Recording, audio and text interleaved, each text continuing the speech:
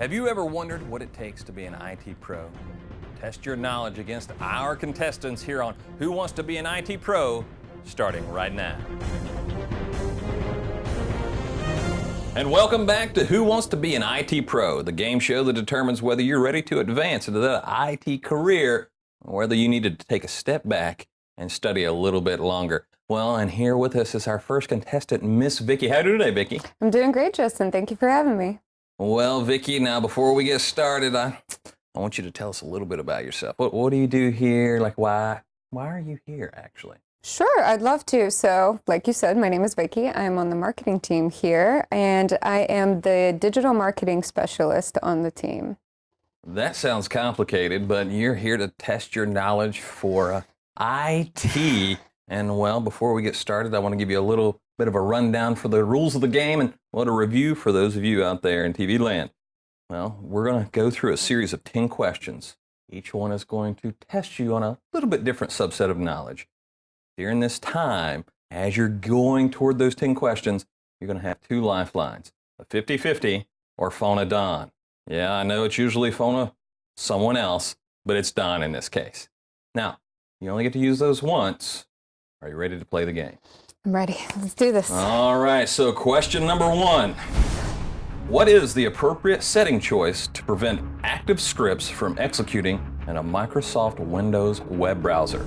Is it A, disallow, B, prevent, C, disabled, or D, prompt? Okay. Let me think about this. I think I know, but let me think about it. Microsoft browsers are way out of vogue, so this is a little more difficult for a first question, but Yeah. I saw it on your face. It looks like you have an answer. Okay, I'm going with C. C, disabled, correct? C, disabled. Is that your final answer? Final answer. And you are absolutely correct. Great job. Okay. All right, so we're moving one step closer to being an IT pro. All right, question number 2. Colette, a member services representative for ITProTV, has a couple of applications running on her computer. One of the applications hangs. What should she do next? Is it A, restart the computer, B, kill the process, C, update her computer, or D, log off, then log back on? Okay. I'm gonna go with B. All right, are you absolutely sure that you want to go with B, kill the process? Yes, I'm not gonna second guess it. B. Just remember, you do have two lifelines on the table. I think I got that. All right, well, that is her final answer. B, kill the process. And you are absolutely correct.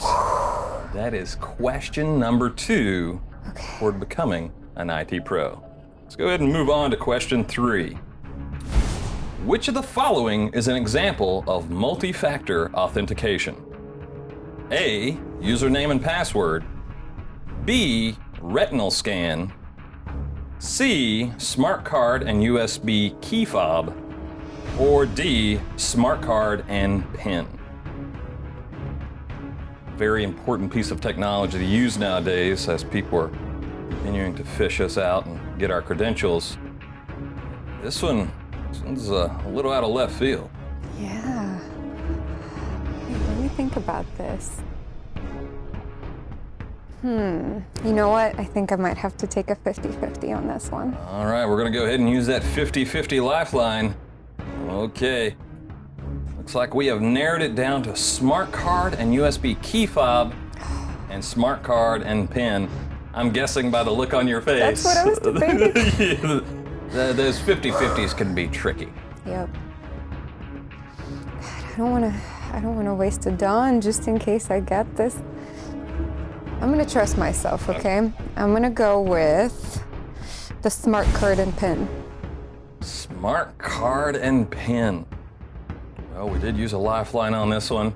And you are absolutely correct. building the tension there. I know. All right, we're 3 questions in, only 7 more to go to determine whether you're an IT pro.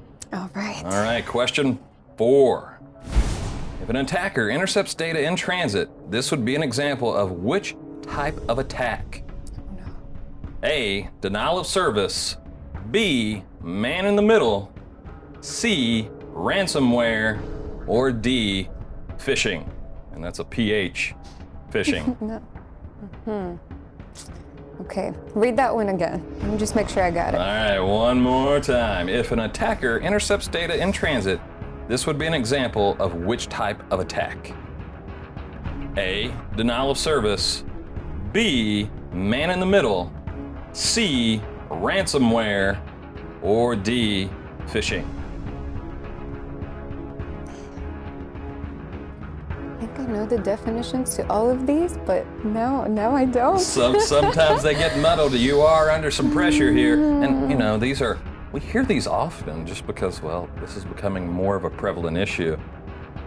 Now, do remember, you do have 1 lifeline left. We can go ahead and phone a Don on this one, or you can trust your gut. Don is the hacking expert. I think I'm gonna have to ask Don. All right, well, it looks like we're gonna have to go ahead and phone a Don. Let's go ahead and try to get him on the line.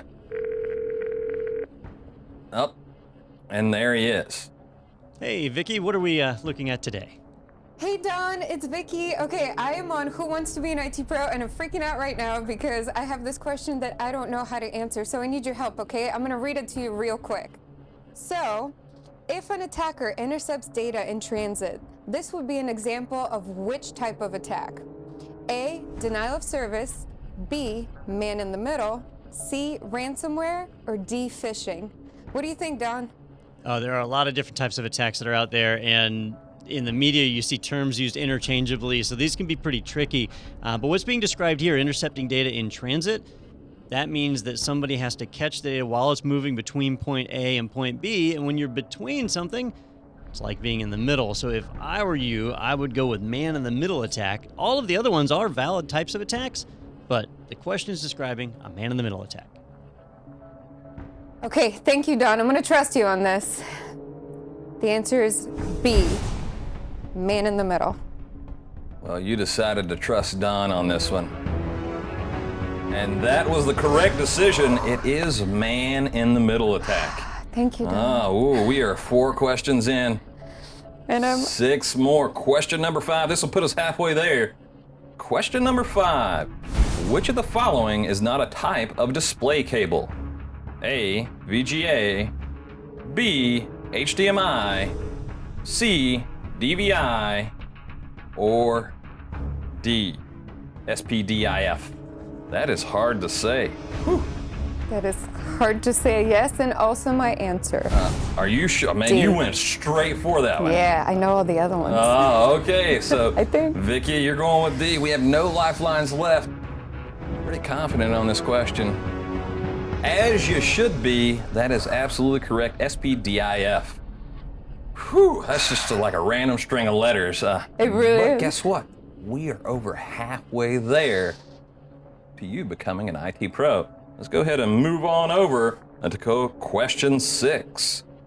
A customer has just finished explaining an issue with an application on their computer, and you repeat the issue back to the user. Which troubleshooting best practice are you using? A, summarizing. B, isolating the problem. C, recreating the problem. Or D, documenting. I'm repeating it back to them. I'm gonna go with B, isolating the problem. Going with B, isolating the problem, and that is your final answer. Final answer. Let's do this. And unfortunately, it was A, summarizing, but I can see how you went there. But keep in mind, you made it over halfway. Maybe you have a few other things to polish up on, but you are well on your way to becoming an IT pro. And Vicky, thank you so much for joining us. But you out there in TV land, definitely join us on back. We have more Who Wants to Be an IT Pro coming up right after this commercial break. CompTIA and ITProTV are hitting the road next month, and you can be part of the journey. We'll be dropping by offices across the U.S. with food, drinks, and swag to celebrate IT pros like you. IT doesn't only happen in big cities and large corporations, so we'll be making visits to smaller towns and offices too. Who will we meet? Where will we stop? You can find out by following ITProTV on social media. Subscribe to our YouTube channel to track the route and catch video recaps of each day. It's the road to ChannelCon 2019 from CompTIA and ITProTV. We'll see you soon. Welcome back to Who Wants to Be an IT Pro? And joining me is our next contestant, the one and only Miss Erin Seegers. And well, Erin, it's good to have you, but before we get started, could you tell us a little bit about yourself? Yeah, sure. Thank you for having me. I'm super excited to try and be an IT pro today. I am a front-end developer at ITProTV, so I have a little bit of development knowledge, but I've been studying for my IT fundamentals exam, so I'm not quite there yet. Well, we're about to see if you're going to make that leap into IT profession. And well, let me just give you an overview of the rules before we get started. And well, if you're just joining us, the rules are here for you as well. So you're going to be asked 10 questions. Each one that you get correct will put you one step closer to being an IT pro. During this time, you'll have 2 lifelines, a 50-50 and a phone a don. Now, once you use those are gone. Now that we have the rules out of the way, are you ready? I'm ready. All right, question 1. What is the main purpose of using a web browser add-on? A, to enhance the performance of the computer. B, to change the security level of the web browser. C, to improve the usability of the web browser. Or D, to remove functionality from the computer. Well, if it's a web browser add-on, it doesn't really specifically have anything to do with the computer. You're really just dealing with the browser there. It wouldn't necessarily be changing your security level because that would be done in your tools and settings. So I'm going to go with, I believe it was C, improving the usability of a web browser. And I have to ask, is that your final answer? That's my final answer. And you are absolutely correct. Yes. All right, that's step 1. All right. You're well on your way, but we do have 9 more questions coming at you. Okay. And well, let's go ahead and move on to question 2. Which of the following is not a main function of an operating system? A, input. B, processing. C, graphic design. Or D, output. Gosh, an operating system. That's going to be something like Windows. That seems a reasonable assumption. Okay, so I'm going to say it's probably not graphic design, so probably not C. I'm going to say that it's probably having to do with processing. So I'm going to go with B, processing. So you said which of the following is not a main function of an operating system? I'm sorry. And you said processing. Are you sure you want to stick with that answer? No, I misunderstood the question. Not a main function of an operating system. I'm going to go with C, graphic design. All right, so you switched your answer. Are I'm you switching. sure about that? I'm positive. All right, well, and you are absolutely correct. It is graphic design. I'm really glad that I thought about that for a second because that was a trick question. Yeah, that nod will get you, and it is not the main function. That question is confusing. So now that we've overcome our second hurdle, let's go ahead on to question 3. What type of cable terminators are used for telephone lines? RJ45s, DVI, RJ11, or Thunderbolt? And well, that's A, B, C, D in that order. Okay, so I know it's not Thunderbolt, I think. I'm pretty sure it's not DVI. So I'm thinking it's probably RJ45 or RJ11, but to be honest with you, I couldn't tell you the difference between those. So I think I'm gonna have to, I don't know if I want to use one of my You do have those lifelines on the table, and they're there to be used, right? You shouldn't leave them there. But now the question is, if I use them, which one do I turn to?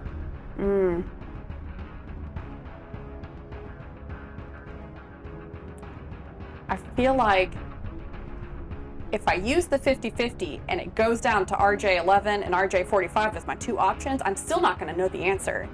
So I think I'm going to have to call Don on this one.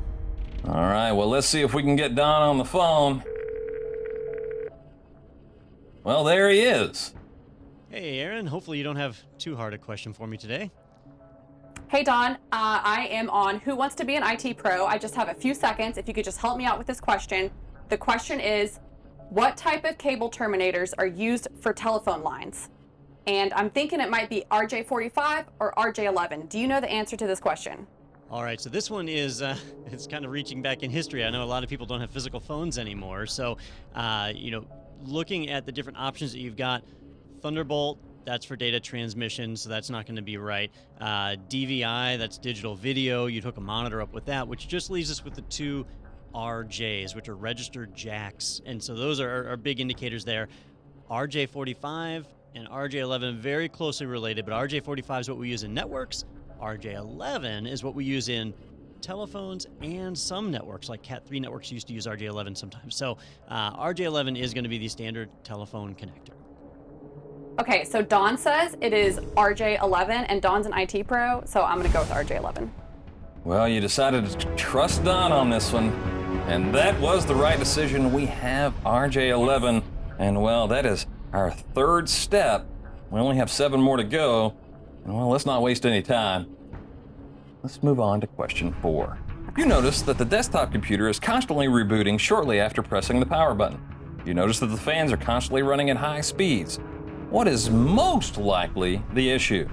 A, overheating, B, battery failure, C, optical drive, or D, video cable? So it's constantly overheating, potentially if the fans are running at high speeds, right? And if it were battery failure, it wouldn't be able to reboot because you wouldn't have the power to do that, right? So I think I'm going to have to go with overheating. Okay, you're going to go with overheating. I mean, that makes sense to me, but how do you know it's not optical drive or video cable? Well, video cable doesn't really seem to have anything to do with this issue at hand. Now, optical drive, to be quite honest with you, I'm not sure what that is. Well, that could be the issue. I don't know. So we'll have to see. Are you going to stay with overheating then? Oh, jeez. Fans are constantly running at high speeds, and it keeps shutting off. I would feel like that might be like a safety mechanism of the computer to not completely overheat, to shut itself off. Yeah, I'm going to go with it. All right, well, you backpedaled there just for a moment, but it looks like you're going to go ahead and stay with A, overheating. And, well, that was the right decision. It is absolutely overheating, and, yeah, you're right. Fans running and it cutting off are definitely safety mechanisms. Optical drive, i.e. a CD-ROM. Okay, which, there you go. Oddly enough, ours do not have many of those. Our computers just don't have many of those anymore. What is that? Yeah, it's CDs. They're rough, but you know, we're almost halfway there. This is the halfway point question, so let's go ahead and get started with question 5. You would like to install additional third-party software on your Apple iMac computer. Which of the following would be most suitable source to find software for your iMac? The Apple App Store, third-party websites, Microsoft Store, or the iTunes App Store? Okay, so I think the key term in this question is third party, right? So that says that it has nothing to do with the Apple company. So it wouldn't be the Apple App Store. It wouldn't be the Microsoft Store because you wouldn't install Microsoft software on your iMac, and it wouldn't be the iTunes App Store. So I'm going to go with a third-party website.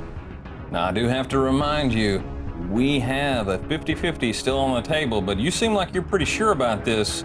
So, are you going to stick with this answer? You're installing additional third-party software on your Apple iMac computer, you're going to go to a third-party website to do that. I feel pretty confident about that. All right. Well, Aaron, you're going to stick with it. This is halfway point. And unfortunately, that is not the case. It is the Apple App Store, which you can submit Apple apps and like third-party apps too. But you put up a valiant effort.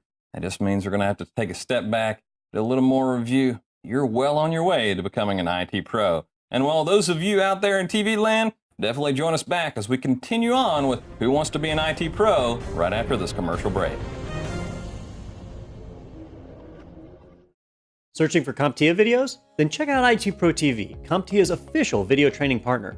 Not only do we give you access to more than 300 hours of CompTIA certification training videos, you can also use our practice labs and exams to validate what you've learned. We even offer the IT Fundamentals Plus course for free, so you can train for your first cert on us. Don't settle for unofficial exam prep.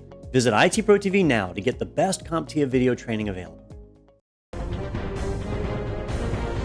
Welcome back to Who Wants to Be an IT Pro? And well, joining me is our new contestant, Miss Amanda. And well, Amanda thinks she's got what it takes to become an IT professional. But before we get started, Amanda, tell us a little bit about yourself. Sure. I work at ITProTV as a front-end web developer, and I'm going to try to be an IT pro. I don't know if that's confidence or hesitance or who knows. Who knows? But we'll find out soon enough. Now, before we start the game, I need to give you some rules. And those of you out there in TV land, if you're just now joining us, I'm going to go ahead and go over the rules for you as well. So during this line of 10 questioning, you're going to slowly make your way to the designation of IT Pro. Okay. Now, during that time, you may hit upon questions that you find more difficult than others.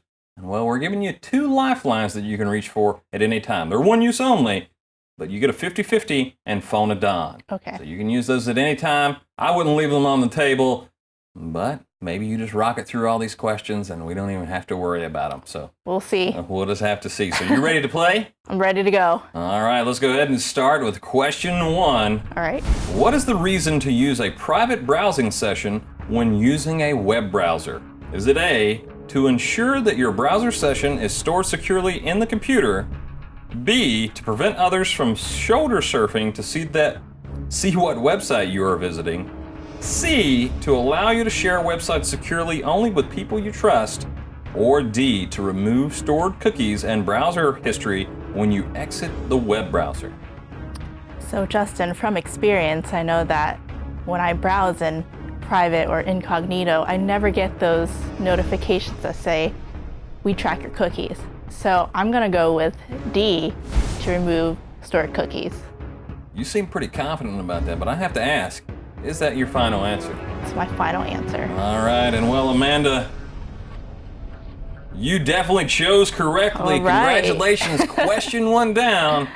We only have 9 more to go, but let's go ahead and move on to question 2. You are asked to help identify system memory for a laptop. Which of the following is a type of laptop system memory? A, a SODIMM, B, an HDD, C, a PSU, or D, a CPU? So I'm going to be honest with you, Justin. I only know what 2 of those acronyms mean. And I don't think they are the answer. Now, I have to remind you, you always have your lifelines that you can reach for. We are on question 2, but if you're unsure, you can always reach for those. I'm definitely not confident in my ability to answer this question, so let's phone Don. All right, well, we're going to have to give our consummate IT professional, Don, a little phone call. Let's see if we can get him on the line. Yeah, Don, I have Amanda here, and well, she's trying to play and succeed at Who Wants to Be an IT Pro. She's stuck on a question, but I'll go ahead and turn it over to her. Hey, Amanda, how's it going? Hey, Don. So I've been asked this question. You're asked to help identify system memory for a laptop. Which of the following is a type of laptop system memory? SODIMM, HDD, PSU, and CPU. All right, well, with this question, if you don't know the type of memory in a laptop, that's easy to understand. Most people don't have to deal with it. But we can actually use process of elimination on this one because your other options like HDD, that's a hard disk, right? Our hard disk drive. PSU is our power supply unit. CPU, that's your central processing unit. None of that is related to RAM, which just leaves us with our first option, the SODIMM. So that's the one you want to go with. Thanks, Don. So it looks like the answer is SODIMM. Are you sure you want to stick with Don's answer? I know he's an IT pro, but even Don can be wrong from time to time. I'm gonna go with the expert here. All right, well, you answered A, SODIMM, in line with Don, and, well, you are absolutely correct. All right, so we're 2 questions in. Okay. We have 8 more. Counting is hard. That's important to remember. We have 8 more questions before you become an IT pro. Okay. Let's go ahead and move on to question 3. A user calls tech support explaining that his computer is broken and he cannot see anything on the screen. He tells you that the computer was working when he went to lunch. He also informs you that the power light on the monitor is amber colored. What is the most likely issue? Is it A, computer is in power saving state? B, the monitor is not plugged into the AC outlet? C, the video card was disabled? Or D, the optical drive failed? So definitely not B, because the monitor's light is amber color, so it's definitely plugged in. Can you repeat A, C, and D again? So A is computer is in power saving state. C, the video card was disabled. Or D, the optical drive failed.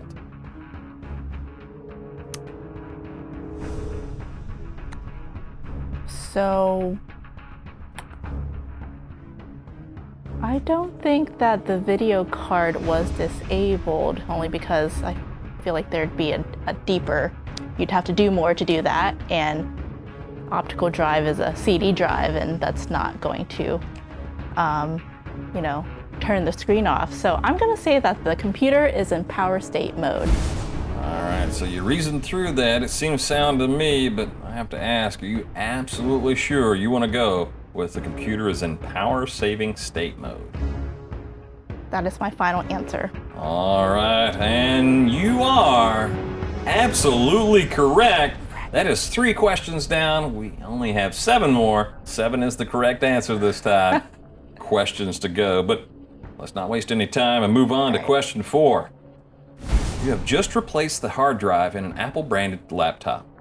Which of the following operating systems would you typically install on the laptop? Is it A, Windows, B, Mac OS, C, Linux, or D, Android? I'm not even going to reason through this, Justin. The answer is Mac OS. You seem pretty confident about that, so you're gonna go with Mac OS. Mac OS. All right, I mean, it seems reasonable, and well, you are absolutely correct. Question right. 4 down, 6 more to go, and well, we are at the halfway point. This is your midpoint question. Let's go ahead and move on to question 5. Okay. You are in the process of creating a table to store customer details. You need to add a column to store customer phone numbers in the following format: parentheses 123 parentheses 456-7890. Which SQL data type would be most appropriate for storing your phone numbers? Is it A, int, B, num, C, char, or D, boolean?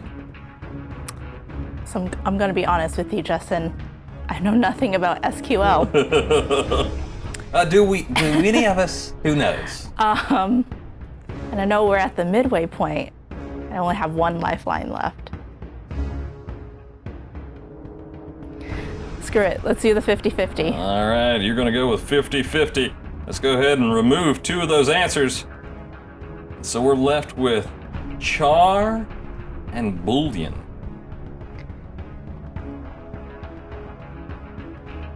So, surprisingly, I didn't think those 2 answers would be, or options would be left. And I know that from web development, Boolean is usually true or false.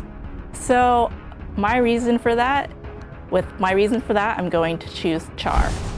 All right, that seems reasonable. And Well, sometimes it can be bad if the two answers that are left are not what you thought, but in this case, you're absolutely correct. Oh, It right. is char, and well, you're past the halfway point.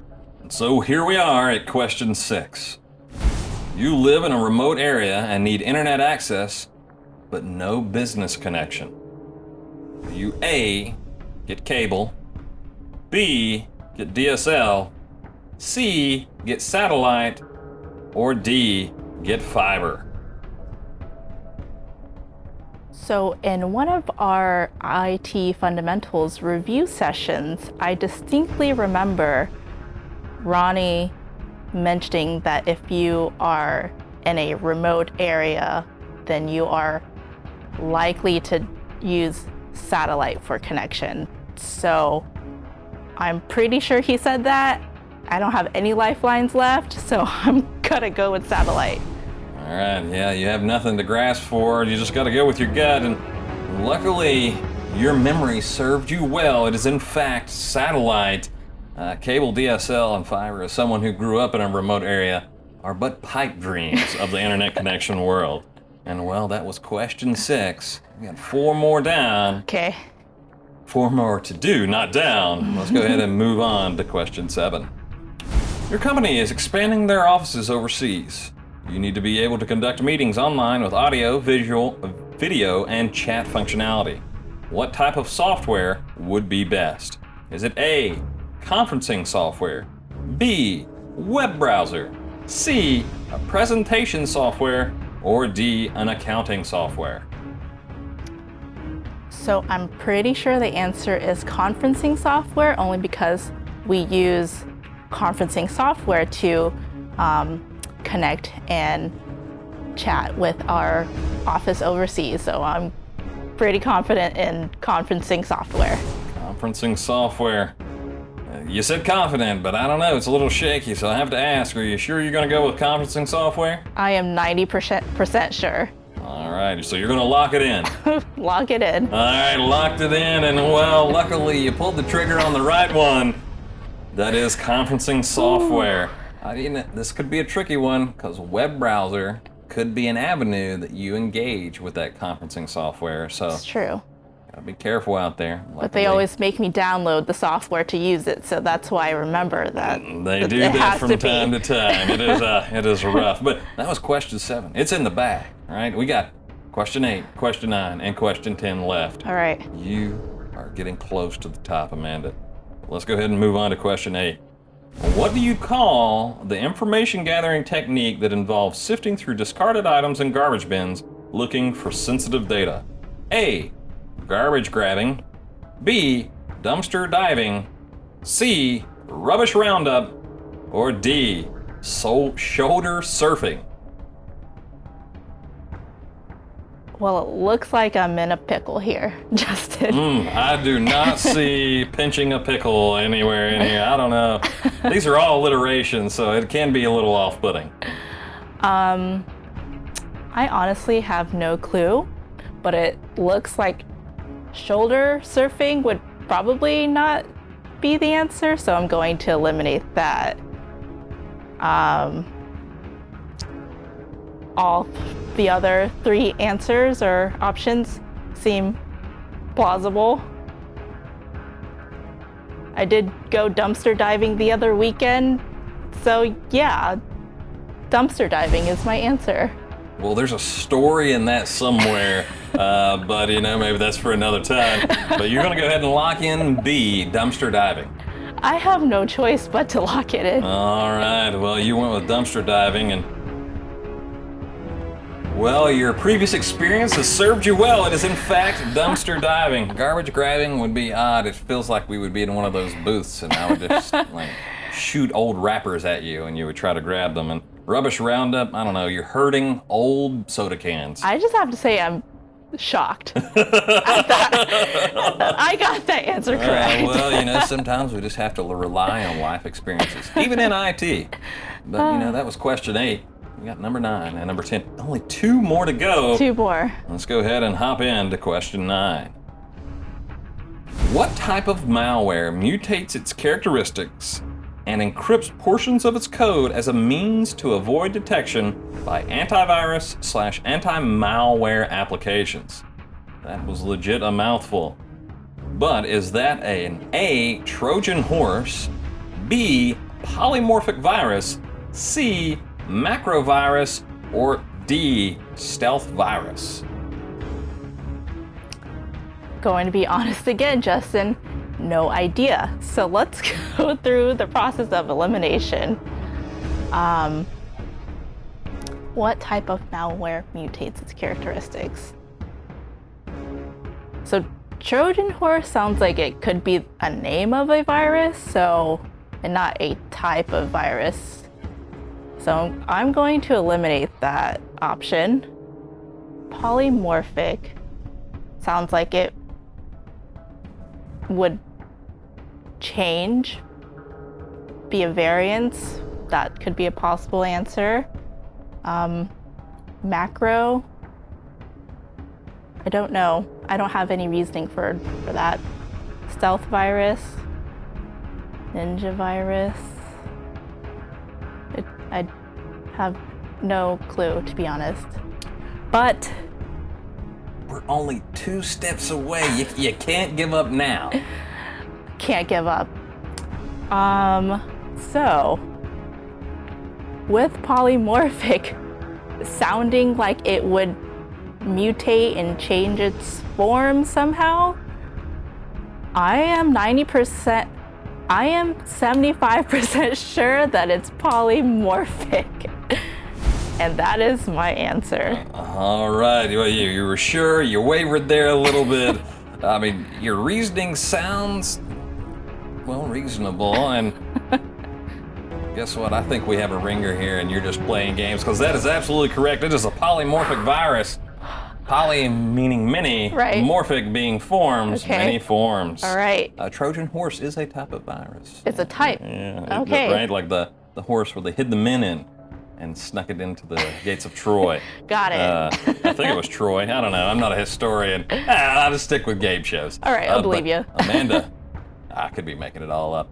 We're on question 10. This is it. That's crazy. This is it. I did Right? not expect to get this far. You've climbed the ladder. There's one question separating you from the wonderful title of IT Pro. Okay. So let's go ahead and get it done. What type of password cracking technique attempts to try every possible combination of a given character set until the correct password is found? Is it A, brute force, B, dictionary, C, rainbow tables, or D, password spraying? Okay.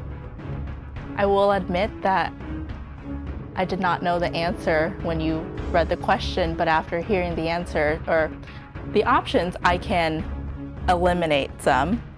So, rainbow tables, I don't know what that could be. Sounds like nonsense. So, I'm going to eliminate rainbow tables. Password spraying, I don't think we go around spraying passwords, so. One would hope not. That would be a horrible security concern. It would be, so I'm going to eliminate that too. So brute force and dictionary. And dictionary is something that we look up words to. So I think the only possible answer is brute force. Amanda, this is the 10th question, so I have to ask. Are you absolutely sure that you're going to lock in brute force as your final answer? I have no choice but to lock it in, Justin. All right. Well, Amanda, you can celebrate because you've just become an IT pro. And I tell you what, that was some tense moments there. We learned a little bit. We almost cried. And, well, Amanda, you have achieved IT pro status. And those of you out there in TV land, if you want to become an IT pro, definitely join us as we continue on with Live Week here at IT Pro TV.